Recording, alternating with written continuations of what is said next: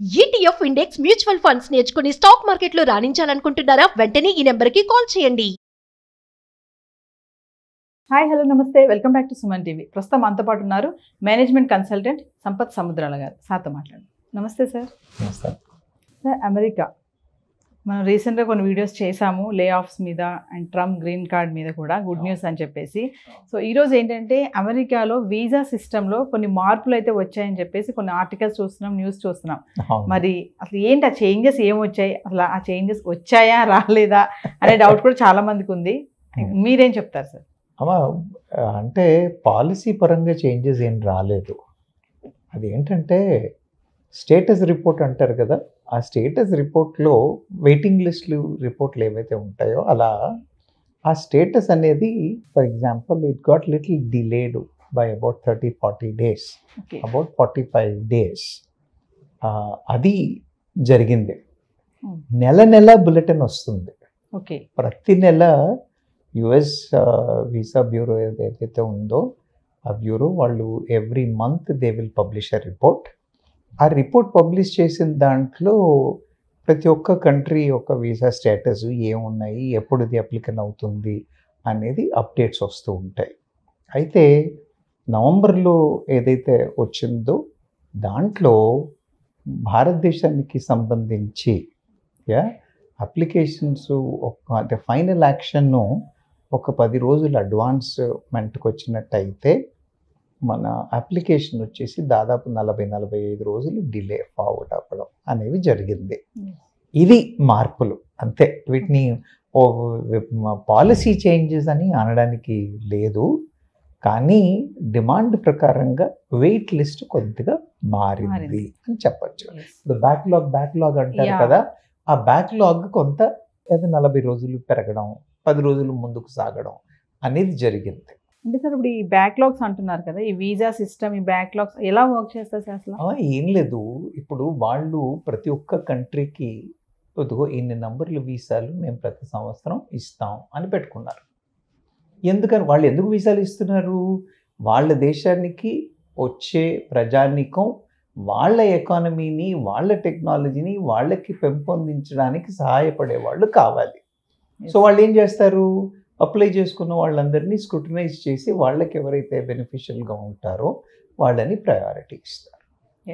మన దగ్గర ఏంటంటే మన వాళ్ళు పొలోమని వెళ్ళాలని చాలామంది చూస్తున్నప్పుడు ఏమవుతుంది అని అంటే ప్రయారిటీలో ఇవి డిలే అయిపోతాయి.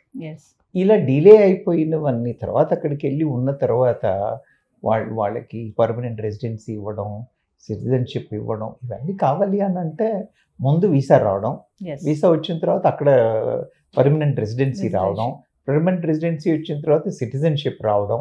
So for all these things there is a demand and supply kind of అ.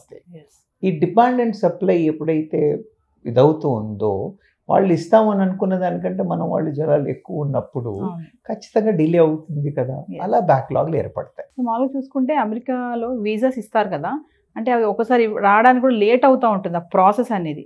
ఎందుకు లేట్ అవుతుంది అంటే ఒకటి నంబర్స్ అండి, రెండవది ఇప్పుడు ఫర్ ఎగ్జాంపుల్ మనం మెక్సికోని తీసుకుందాం, ఇండియాని తీసుకుందాం, లేదా ఏ దేశాన్నైనా తీసుకుంటే ప్రతి చేతుల్లో కూడా కౌన్సిలేట్స్ని పెట్టారు వాళ్ళు.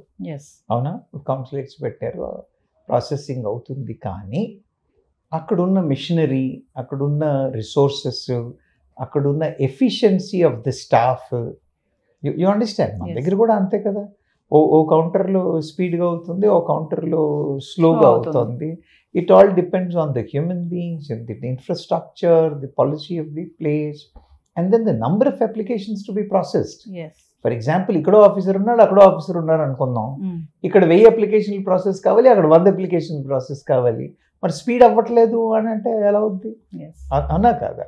సో అందుకని డిలే అవ్వడానికి, బ్యాక్లాగ్ ఉండడానికి కారణం ఏంటి అంటే డిమాండ్ అండ్ సప్లై. లేట్ అవ్వడానికి కారణాలు కూడా ఒకటి సప్లై ఎక్కువ వర్క్ లోడ్ ఉండడం చేత కౌన్సిలేట్ల మీద ప్రెషర్ అవ్వచ్చు, రెండవది వాళ్ళ ఎఫిషియన్సీస్ అవ్వచ్చు, వాళ్ళు ఫాలో అయ్యే అంటే ప్రాసెస్ సిస్టమ్ ఒకటే ఉన్నప్పటికీ కూడా రిసోర్సెస్ సఫిషియెంట్గా లేవనుకోండి, లేదా పనిచేస్తున్న వాళ్ళ యొక్క ఎఫిషియన్సీస్ కూడా సరిగా లేవనుకోండి, అప్పుడు ఖచ్చితంగా ఇంపాక్ట్ అయ్యే ఛాన్సెస్ ఉంటాయి.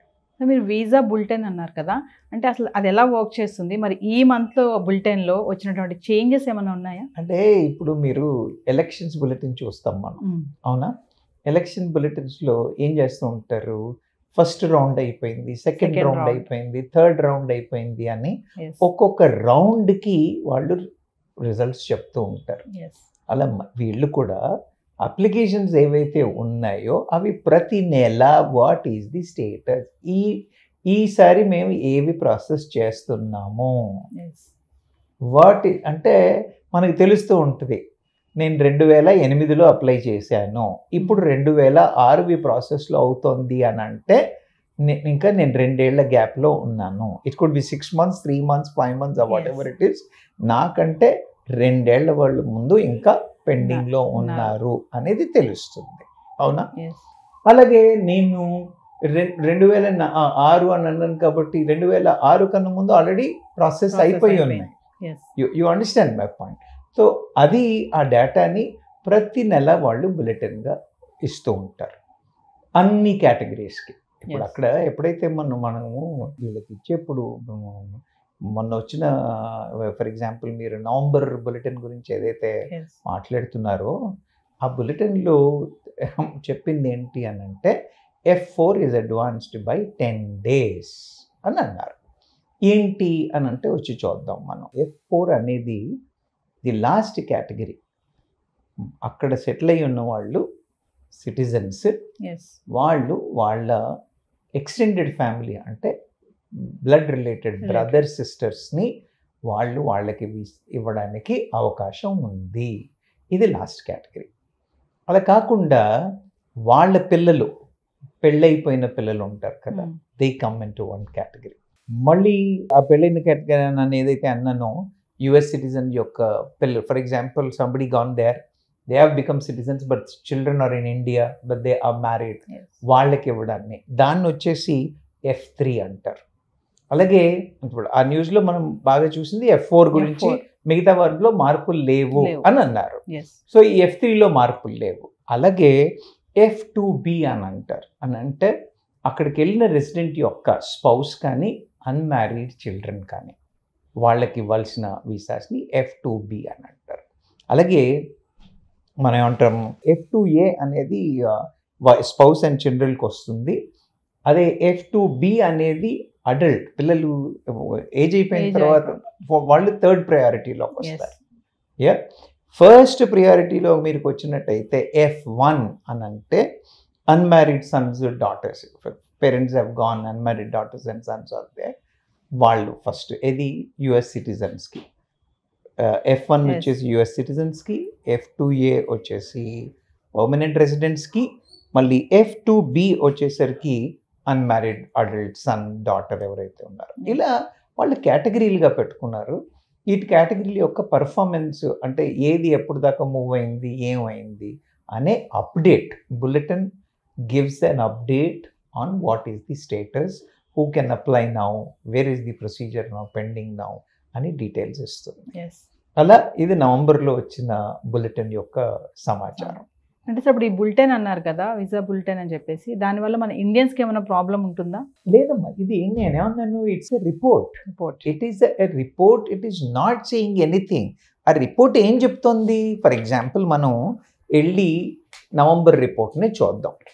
నవంబర్ రిపోర్ట్ని చూసినప్పుడు అది ఏమంది అని అంటే F4 కేటగిరీ ఏదైతే ఉందో దాంట్లో final action cutoff is advanced by,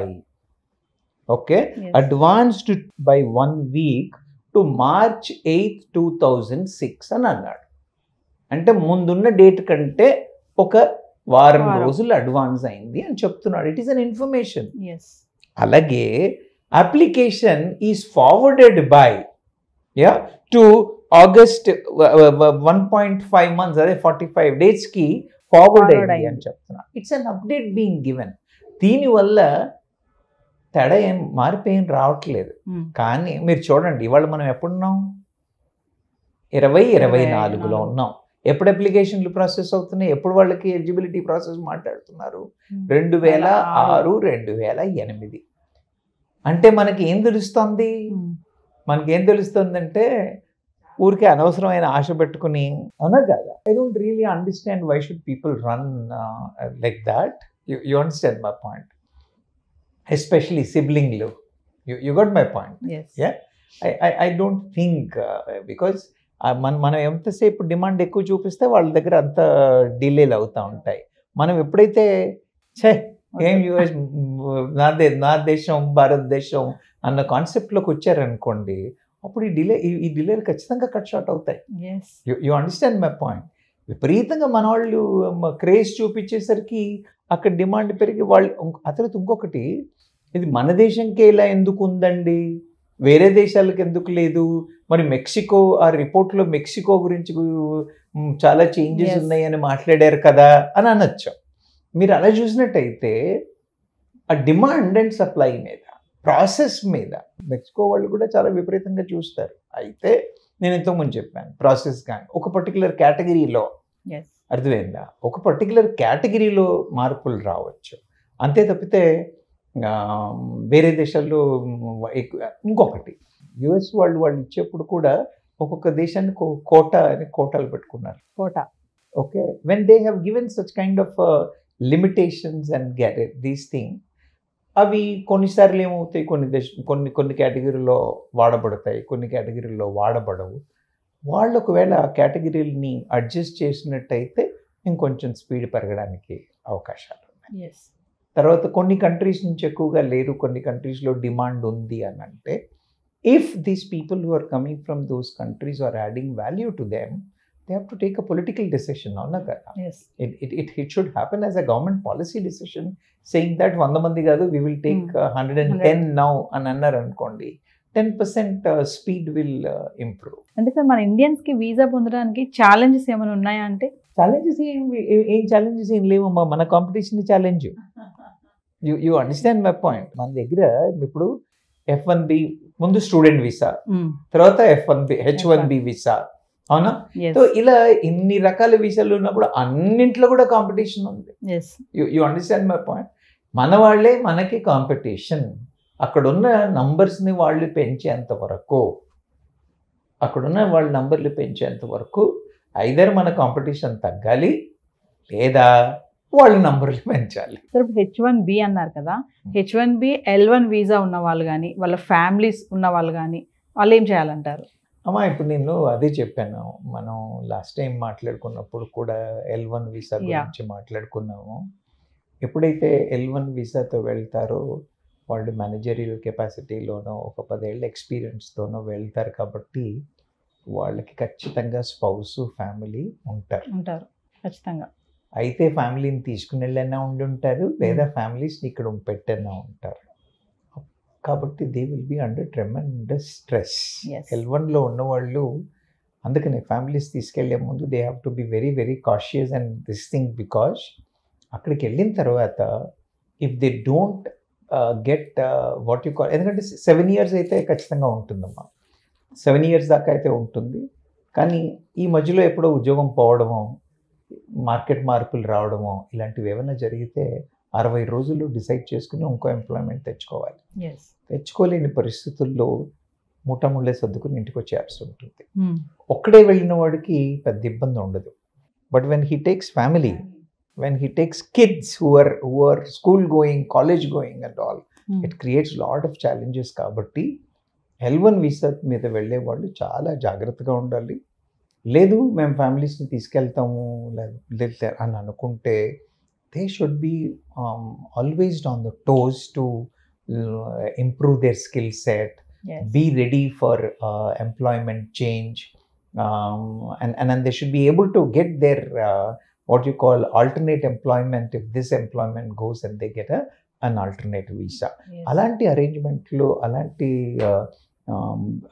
ప్రిపేర్డ్నెస్తో వెళ్ళినట్టయితే ఏం ఇబ్బందులు ఉండవు. రెండవది, పిల్లడు యూఎస్కి వెళ్ళాడు కదా, ఇంకా వైఫ్ తీసుకెళ్ళవా, పిల్లల్ని తీసుకెళ్ళవా, ఫ్యామిలీ వెళ్తుందా లేదా, ఎప్పుడు వెళ్తున్నారు, ఈ ప్రెషరు, ఈ మెంటాలిటీ మన ఇండియన్స్లో ఏదైతే ఉందో అది కొంత మారాలమ్మా. పాపం పిల్లలది కూడా తప్పు కాదు. Even the parents also expect when are you getting married, when are you taking your wife, when are you taking your kids. You understand my point. ఈ ప్రెషర్లన్నీ కూడా ఇట్ విల్ అంటిల్ ఒకటి they need to handle their career.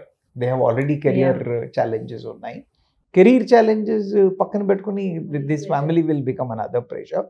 అందుకని families కూడా అక్కడ ఉన్న families కానీ ఇండియాలో ఉన్న ఫ్యామిలీస్ కానీ they have to understand this and then ఈ క్రేజ్ అనేది కొంచెం తగ్గించుకొని క్రేజ్ అనేది తగ్గించుకొని వాతావరణాన్ని బట్టి అయితే అవుతుంది, వెళ్తాడు, వెళ్ళగలిగితే వెళ్తాడు, ఉంటే ఉంటాడు, లేకపోతే వాపస్ ఇస్తాడు. అవునా?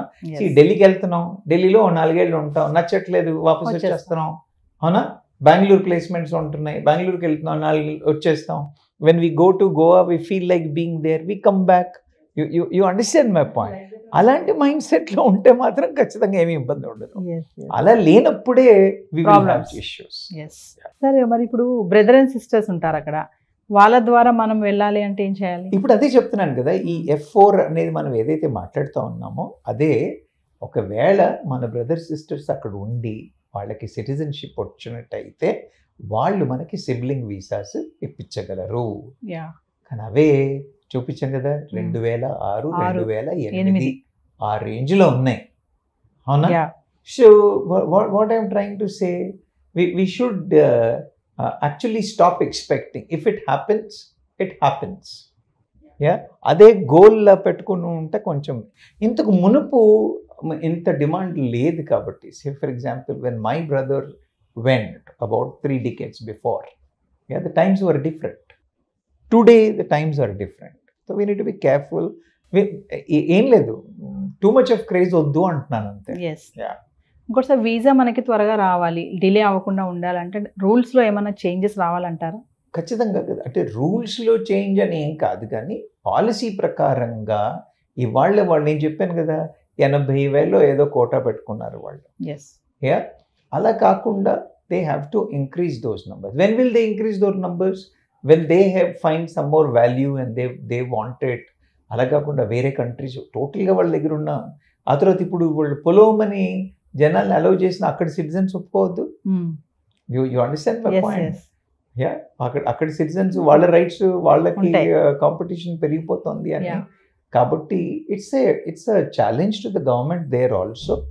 సో బ్యాలెన్స్డ్ అప్రోచ్లో ఇక్కడి నుంచి ఎంతమందిని తీసుకోవడం వల్ల ఎంత బెనిఫిట్స్ పెంచవచ్చు, ఇలా తీసుకెళ్ళడం వల్ల అక్కడున్న వాళ్ళకి ఇబ్బందులు కాకుండా what arrangements to be done అన్నవి, ఇవన్నీ political decisions, government policy decisions. Government ఆ పాలసీల మీద ఫోకస్ పెట్టినట్టయితే we can expect some positive results. మీరు చెప్పారు కదా డిమాండ్ ఉంది కాబట్టి అక్కడ కూడా అలా డిలే అవుతుంది అన్నారు. ఎంత చెప్పినా మన వాళ్ళు వినరు, పైకే వెళ్ళాలి, అక్కడికి వెళ్ళాలి, అమెరికా వెళ్ళాలి అంటారు కదా. మరి స్టూడెంట్స్ కానీ జాబ్ చేయాలనుకున్న వాళ్ళు కానీ వెళ్ళాలి అనుకునే ఆలోచన కొంచెం దృఢంగా ఉన్న వాళ్ళు కూడా ఉంటారు.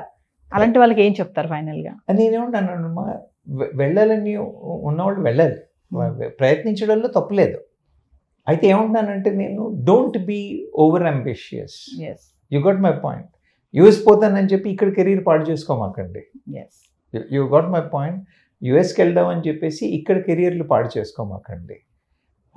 మీరు యూఎస్కి వెళ్ళినా ఇక్కడున్నా, యూఎస్కి వెళ్ళినా, యూఎస్ఏ కాదు వేరే ఏ కంట్రీస్కి వెళ్ళినా ఇక్కడున్నా, ఇవాళటి కండిషన్ ప్రకారం చూసినట్టయితే ప్రపంచం పరిగెడుతోంది, టెక్నాలజీ పరిగెడుతోంది. కాబట్టి మనం కూడా మన స్కిల్ సెట్స్ని అలా పెంపొందించుకోవాల్సిన అవసరం ఎంతైనా ఉంది. మొన్న మా ఇంట్లో మా పనమ్మాయి వచ్చి నాకు ఫోన్ తీసుకొచ్చి చూపించి, సరే ఈ వాట్సాప్లో ఈ రింగ్ లాగా ఏదో తిరుగుతోంది, ఇదేంటి అని అడిగింది. Okay, it is nothing but the Google Gemini. You understand? అంటే ఏఐ వాడాలనుకున్న వాళ్ళకి ఇప్పుడు రేపు పొద్దున ఏఐ ఎవరు వాడగలుగుతున్నారు? అన్ ఇల్లిటరేట్ సర్వెంట్ మేడ్ 4 పదాలు ఇంగ్లీష్ అది టైప్ చేయగలిగిందంటే she will be able to use AI. AI has gone to that stage. You understand my point? That is the speed what is happening. కాబట్టి మన వాళ్ళు టెక్నికల్గా చాలా అబ్రెస్ట్ ఉండాలి. They need to be ఒక అడుగు ముందు అన్నట్టుగానే ఉండాలి. ఏ ఉద్యోగంలో ఎంత స్ట్రాంగ్ పొజిషన్లో ఉన్నా, ఇండియాలో ఉన్నా బయట ఉన్నా, స్కిల్ సెట్ని ఎప్పుడు పెంపొందించుకొని ఒక ముందు అడుగు వేసేట్టుగా, వాళ్ళు అడగక ముందే ఐ కెన్ డూ ఇట్ అన్న మైండ్ సెట్లో ఉన్నట్టయితే ఇబ్బందులు ఏమి ఉండవు. అలా లేకపోతే మాత్రం ఒక్క టెక్నాలజీలోనే కాదమ్మా, not just in this thing, you go to any industry, any this thing, everywhere this development is there, people should work towards that. So ఓవరాల్గా ఇప్పుడు అమెరికన్ వీసా సిస్టంలో ఎక్కువ అంతగా మార్పులు లేవు అని అంటున్నారు కదా సార్? మార్పులు ఏమీ లేవమ్మా, Yeah. మార్పులు ఏమీ లేవు. డిమాండ్ ఎక్కువ ఉండడం Demand చేత, ఎక్కువ ఉండడం వల్ల. డిమాండ్ ఏమి చేయడం చేత వెయిట్ లిస్ట్ కదలట్లేదు. You understand my point? Wait list కదలట్లేదు.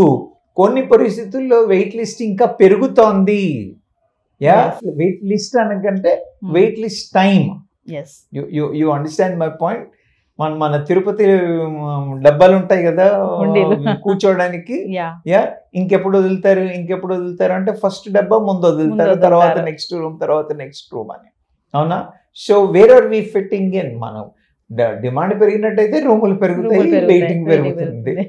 You got my point? Yes, so they can't help it. Yes. Thank you sir. Thanks so much.